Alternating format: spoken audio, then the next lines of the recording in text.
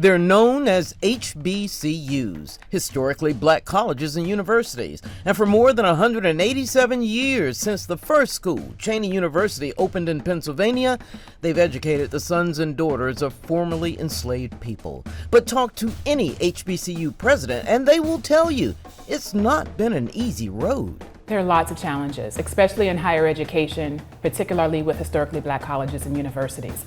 Meet Johnson C. Smith University's president and alum, Dr. Valerie Kinloch. For the last 20 years, we've been trying to find our way back. And I believe that today we are closer than we've ever been. And Barber Scotia President Chris Wray, a former small-town mayor and military retiree. You don't have to go where you're tolerated. You can go where you're celebrated. And Dr. Anthony Davis at Livingstone College in Salisbury. Nationally, there are 101 current HBCUs. There are 11 active in North Carolina, 10 of which are accredited. North Carolina has the most enrolled black undergraduate students in the United States and the second most HBCUs in the nation.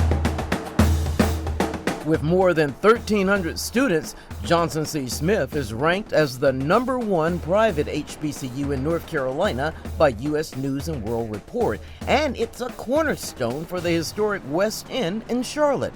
As President points out, HBCUs fill an important and changing niche in higher education. I think a shift needs to happen in terms of how people understand the role and responsibility of historically black colleges and universities, and how we've always been leaders when we talk about educational opportunities for our students. Founded in 1879 in Salisbury by the AME Zion Church, Livingstone is where the first black intercollegiate football game was played in 1892, and it produced America's first black neurosurgeon. Now its president says the new focus is to aid students who are left out. Me being President Livingstone is humbling for me to think that someone who spent their entire life in foster care, 17 years, 9 months, is now the president of one of our 103 HBCUs that are left.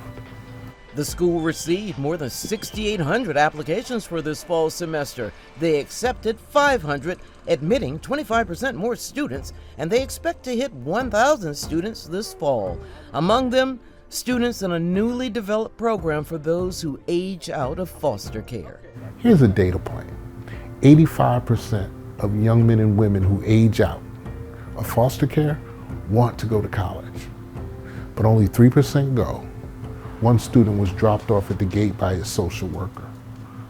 Just dropped him off at the gate with his items in a garbage bag.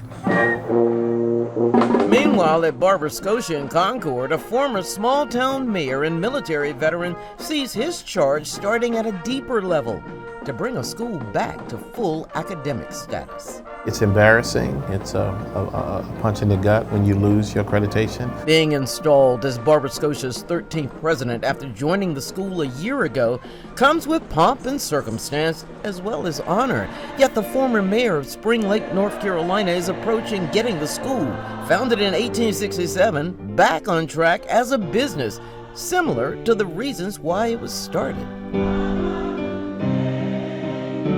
It became co-ed in 1954, but in 2004, it lost its accreditation under previous administrations.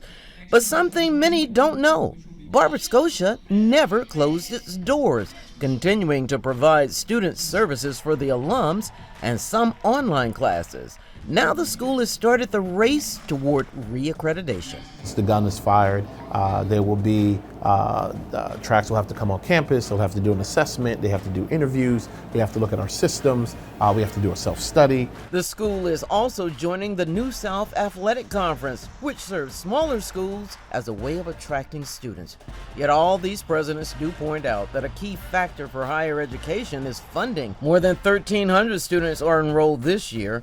At the start of the fall semester, Johnson C. Smith launched an emergency aid campaign for 300 students, and they raised more than $300,000 in a week.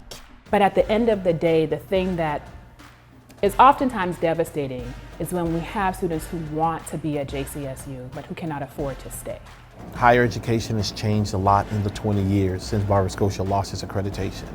And so I, as the new president, along with the Board of Trustees and my faculty and staff, we have to approach this now not with traditional eyes. And at Barbara Scotia, they're doing more than marking the investiture of a new president. They're looking at how they can become the hometown college in Cabarrus County. If you are a graduate of a Cabarrus County high school, and you have a 2.0 GPA, you are automatically enrolled. You are automatically enrolled at Barbara Scotia College. We represent 3% of all colleges and universities in the United States. But when you take a look at our output data, we're punching well above our fighting weight. For now, it's the start of a new year for these college students. And for HBCU presidents, it marks the beginning of another year where they lead the charge to fight for their students and their education. For Carolina Impact, I'm Pete Thompson. Thanks for watching, and if you don't want to miss any more great regional stories, please subscribe to our PBS Charlotte YouTube channel.